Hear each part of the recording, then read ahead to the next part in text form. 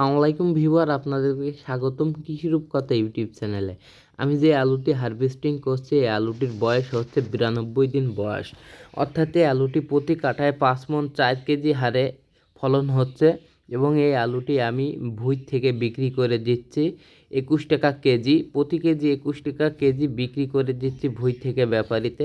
এবং এই ক্ষেতে আমার আলুর জমি 2 বিঘা আছে এবং এবারে আলুর দাম অনেক ভালো। আশা করি প্রত্যেকটি আলু চাষি ভাইদের প্রচুর লাভ হবে, কিন্তু গতবার আমপানের কারণে আলুতে লস গিয়েছে এবং এজন্য আলু চাষ কম করার কারণে আলুর উৎপাদন কম, এজন্য আলুর দামটা একটু বেশি। আলহামদুলিল্লাহ আলুর ফলনগুলো অনেক ভালো। দেখুন কি আলু ধরছে এবং আলুগুলো যথেষ্ট পরিমাণ মোটা হয়েছে এবং আলুর বাজার ভালো হওয়ার কারণে আমার প্রচুর টাকা লাভ হওয়ার সম্ভাবনা আছে। দেখুন কি আলু ধরছে।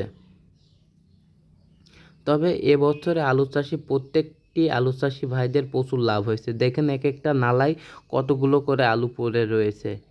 এবং এই 2 বিঘা ভুঁই আমি ব্যাপারী আমাকে বলছিল 1,37,000 টাকা, অর্থাৎ আমি তারপরেও দিই নাই।